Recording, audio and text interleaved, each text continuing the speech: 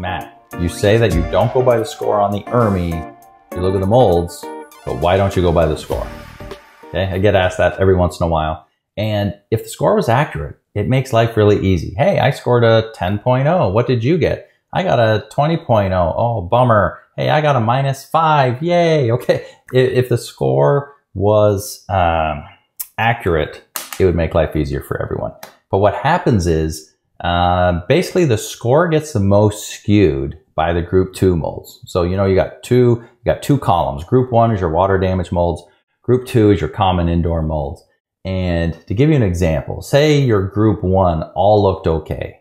Okay. You had a ton of NDs not detected. You didn't have Stachy. You didn't have Willemia. You didn't have Aspergillus versicolor. You didn't have Aspergillus penicillioides. Hey, maybe your flavus was down. Your Penicillium brevicompactum was a 0. Everything looks good, but your Chaetomium is 100. Okay. So you got one bad mold. Okay. So you got hit for some points on that. Everything else were zeros on your Hurts Me Too. And then on group 2, you had a ton of indoor molds. You had all kinds of Alternaria and Cladosporium and Epicoccum, and you had all these, and they had like double asterisks, and they're super high. And that group 2 score, say your group 1 score was 10, but your group 2 score was 10.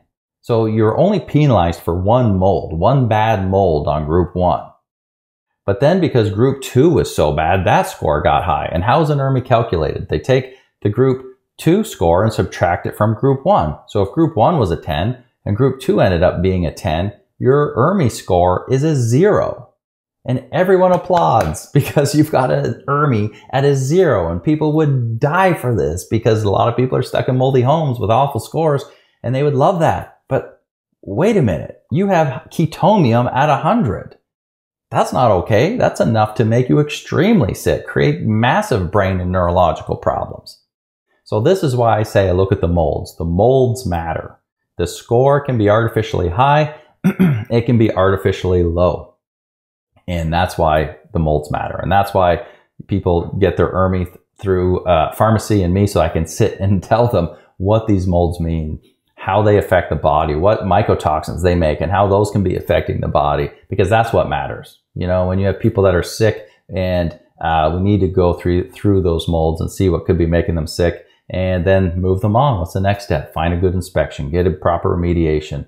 Everything has to be done properly, guys. But you can't base your moves, your ability to pick a clean place. If you're looking at a place and you get a good score, remember, it's about the molds, not the score. That's how bad scores happen. So be careful out there. Hope that helps.